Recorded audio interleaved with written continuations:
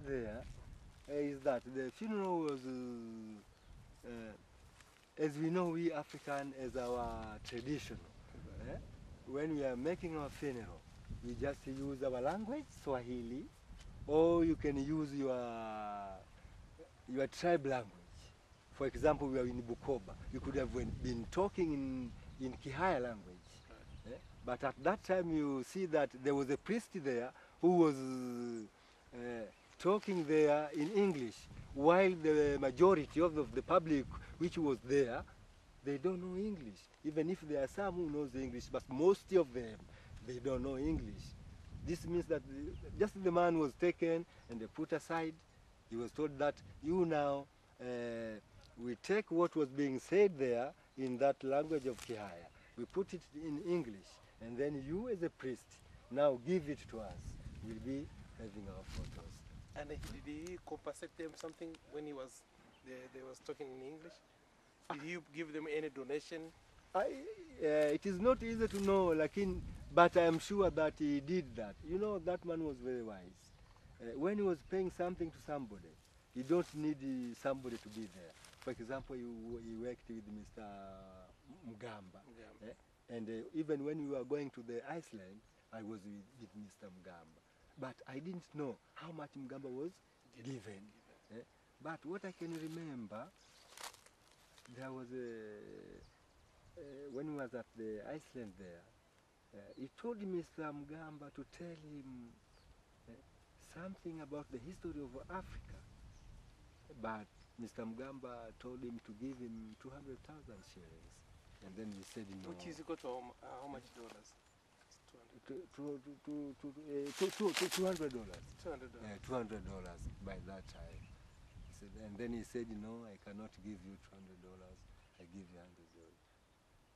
But when that $100 was given to Hubert, to Mugamba, I didn't see it that he was not giving the cash in front of people. No, he was just, if you make an agreement of being paid the cash, he knows when he will give you the cash. What he needed to know is to know that how much do you need.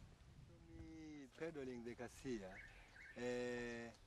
it was after talking with fishermen and having his feelings through having the feelings of Nile perch. He said now, he asked me that where can we see the crocodile? Where you can see the crocodile, yeah. And then I tried to ask those fishermen who was around there. We need to see a crocodile and having a picture of the crocodile. Where can we see it? And then they said, oh, there's a certain island there, they called it Nyamuruguyu. Yeah. The crocodile is at that Iceland. If you need to go there, you hire a canoe, you pay us, those who are going to pedal, and then we send you there. That's what we did.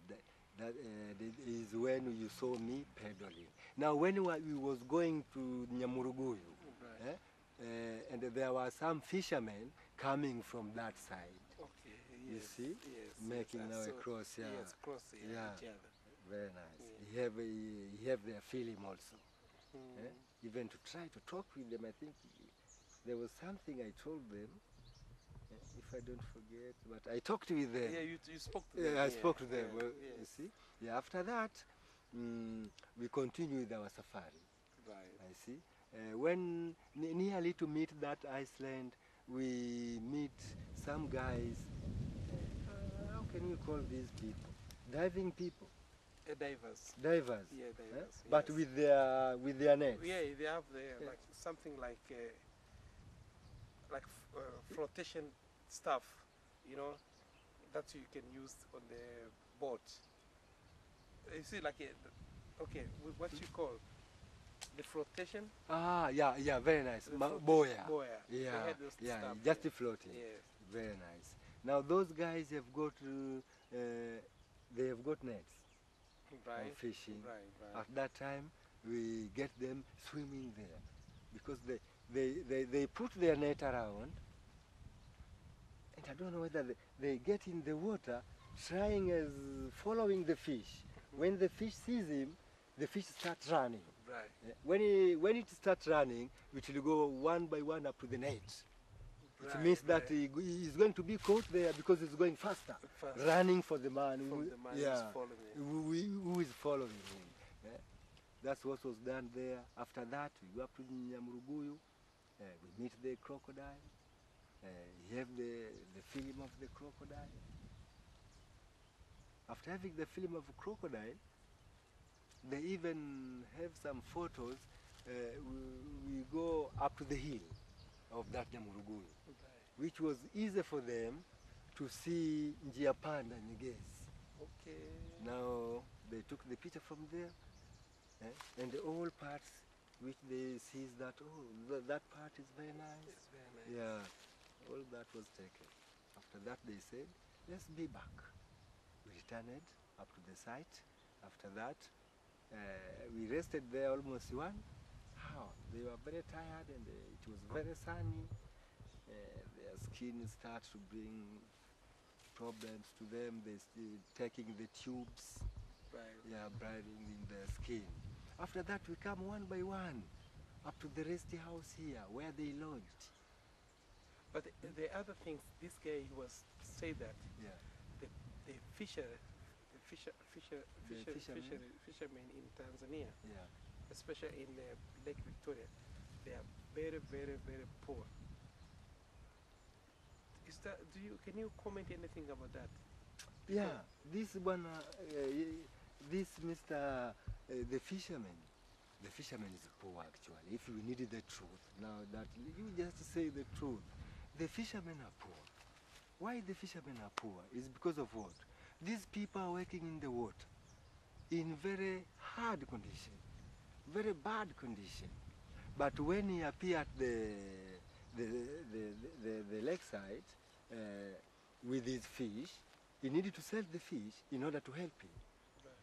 Now you imagine, if somebody can come with fish from the lake, it may be have got 100 kilos. For example, we make just as example, he have 100 kilos of Nile perch. When he meet for those buyers, they will tell him that 1 kilo of Nile perch is 1,000 shillings. For example, at that time, it was 1,000 shillings, which means now that this man who have got 100 kilos times 1,000, I think is 100,000 shillings.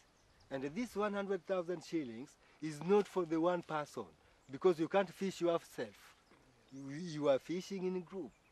Now, even your members also must have the share of what they have done. Right. Now, it may be they can divide the cash, that the owner of the canoe and the net will gain much. You workers, you will have a small amount. For example, the owner of the boat and the nets can take 50,000 shillings. You remain here 4 people, those who are fishing. Now, and you divide these 50,000 shillings for 4.